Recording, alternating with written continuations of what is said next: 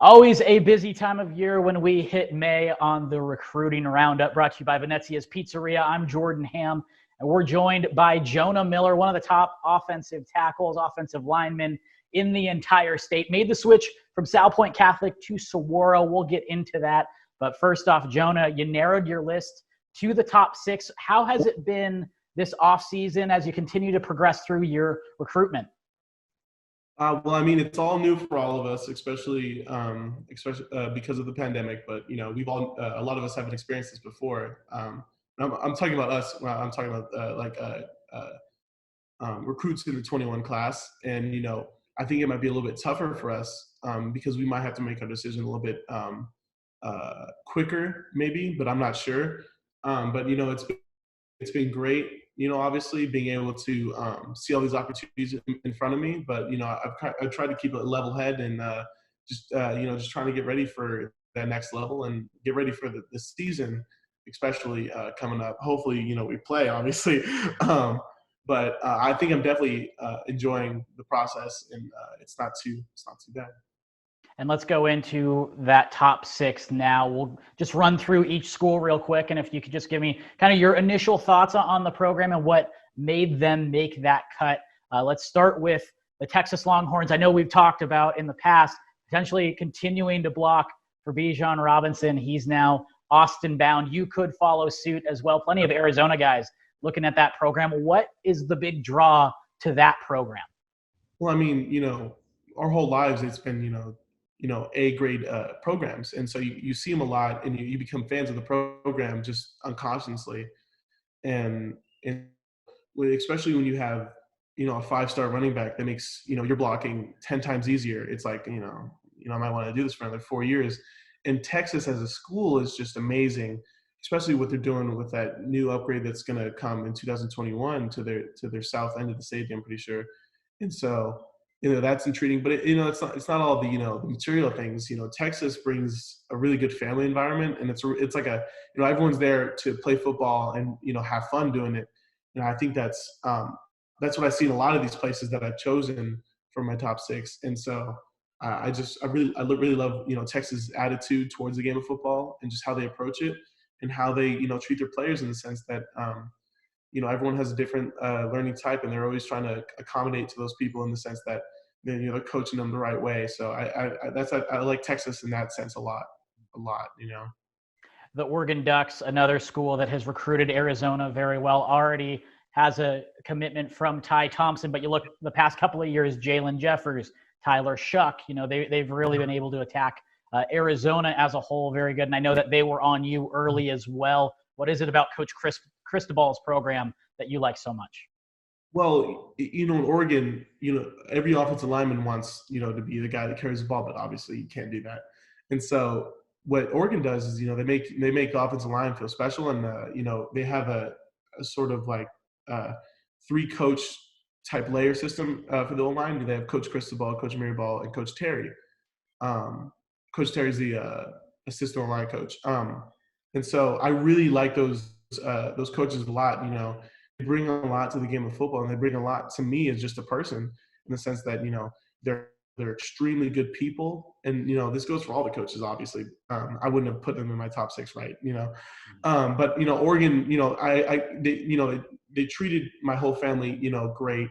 I had a really good time when I was there. The coaches are just they're genuine people, and I've asked people or these coaches who they are in the locker room after games, after a loss, and Coach Cristobal, Coach Mirabal, Coach Terry, all these guys are great guys, and that was so good to hear from some of those guys. And I just really like how Oregon handles themselves and how they just overall just what they do as a program. It's super intriguing. With Washington, obviously some familiarity there with Mateo Mele. Mm-hmm. I know that's a guy that you said you'd like to play again with in the future. But what Coach Lake has been able to do, taking over from defensive coordinator, now the head coach, what is it about Washington that has really helped them kind of pick up steam in your recruitment? Well, I mean, Coach Huff is just, Coach Huff is a really cool guy. And that's just in a non-football sense. So when he gets into football, it's really cool to listen to him talk about football. And it's really cool to hear him talk about how he teaches, his offensive linemen, and all of that is just super cool. And especially, Washington's a very prestigious school in the sense that the academics are crazy there. It's really good. My sister actually committed there. My stepsister committed there, so I was really happy for her about that. And what Coach Lake has done, in the time that he's been hired to now is pretty good. The recruiting class is pretty good. It's so cool to see a program like that. It's so like I like Coach Huff a lot, and Mateo, just seeing his growth overall while he's out there. He went from tackle, now he's at center, right? And he was dominating. He got in there, and it's just so cool to see him just grow. And it's very intriguing to see that growth could be me, someday, right? And we were going to go through the rest of the list, but before we do that, you talked about transformation. I want to talk about the physical transformation you've made this off season. Tell us a little bit about how you've been able to transform your body to get ready for senior year and beyond. So towards I think the end of my junior year, I was probably around 320 something at my most, and then at South Point we had begun our before school weight training program. So we would be working every day before school at 6 a.m. in the morning. And so I think what happened was a lot of that training kind of shaved off some of my lingering baby fat, I think. And so a lot of what happened is I just gained more muscle and lost a lot of fat. And so now, I've never run faster than this before. I've never dunked a basketball like I am now. It's so much better, being, not humongous, but, at the same time, I think what I'm going to end up doing is getting to that same weight again, but nowhere near as fat. I think a lot of it's going to be muscle. And I'm excited to start making that transformation again to that next level. And I think this is necessary to kind of get all that, all that baby fat off. So I think I'm excited for my senior year to see what happens once I start really building back my, that game muscle, Cool. Now, with the final three schools, let's go through these as well. In-state, Arizona State, Herm Edwards, Antonio Pierce, a school that has really tried to focus in and up their recruiting game on the pro model. What sort of conversations have you had with that coaching staff? Well, coaching staff is it's great. You have Coach Mawai, Coach Edwards, and Coach Christensen. Those are all great. I've had conversations with, and they're all super intelligent people, and so their program is really pro style, and it's really interesting, to see how much they're growing ever since Coach Edwards took over. And it's super interesting to me to see what that program is going to lead to, because obviously they've been way better than they have in the past. With USC, the remaining Pac-12 school that we haven't talked about yet, it seems like with the class of 2021, all the top guys I talked to, they mention USC and just how intense their recruitment has been so far with them, and just the high priority they've put the state on. What is it about Coach Helton and that program where we just saw a guy from Arizona, now a first-round pick in Austin Jackson? How have they kind of talked to you about potentially kind of filling that sort of role? USC's USC, right? There's such a prestigious school. You can just see the logo and be like, okay, I'm in the USC, but it's a lot more than that. Obviously, Coach Helton and Coach Drebno are so intricate in how they handle the game. They're so nice in the sense that they're genuine. They're not going to give you any bull crap when they're talking to you. They're going to give you, how they feel and what's going on. And, that's something that you don't see in the college football world a lot.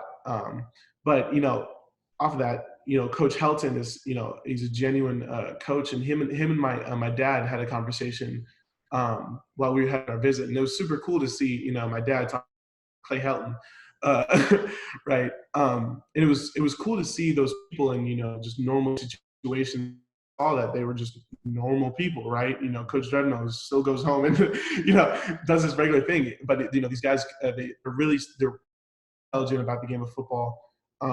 They're super good to recruits.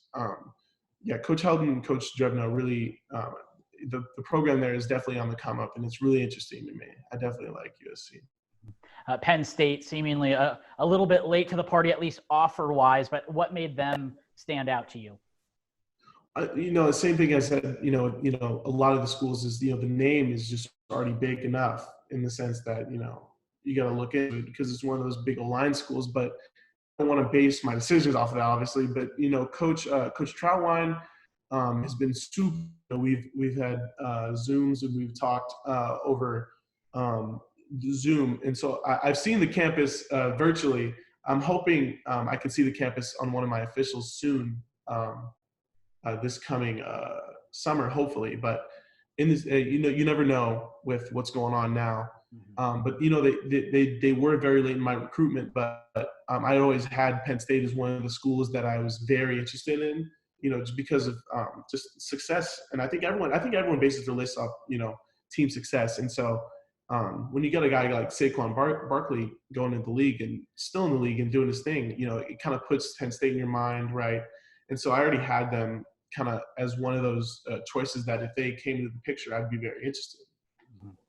And with this, you know, you kind of mentioned everything kind of up in the air visit-wise, but do you have an ideal timeline where you'd like to have a commitment done? I think I want to finish my commitment towards the end of the summer. It could be pushed back or forward depending on, you know, what goes on in the world. So you never know. But I definitely think I want to get this all, you know, finished before my senior year of football, because I think I want to focus on my team and us getting to that next level and finally, you know, cracking the ceiling and getting some hardware on our fingers, you know. So I think that's my timeline. I definitely want to finish it before my senior year.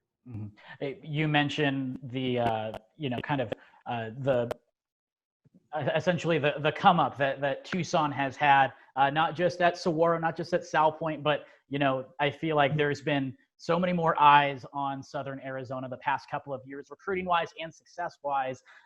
What is it about Tucson football and Southern Arizona football and that support system, whether it's, you know, your current coaching staff or the coaching staff at South Point Catholic and Coach Alexander, how have they helped you kind of get to where you are today?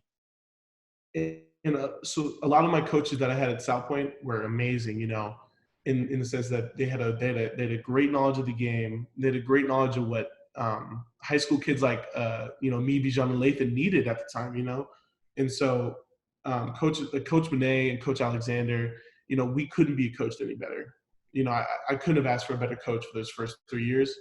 And what I think he prepared us for, you know, those big games that not a lot of high school players are in. And so I just think the importance of those coaches definitely were definitely a huge part of my recruiting process, and just in how they have connections and just their knowledge of the game and how they can give me advice just to be a better football player and a better person overall.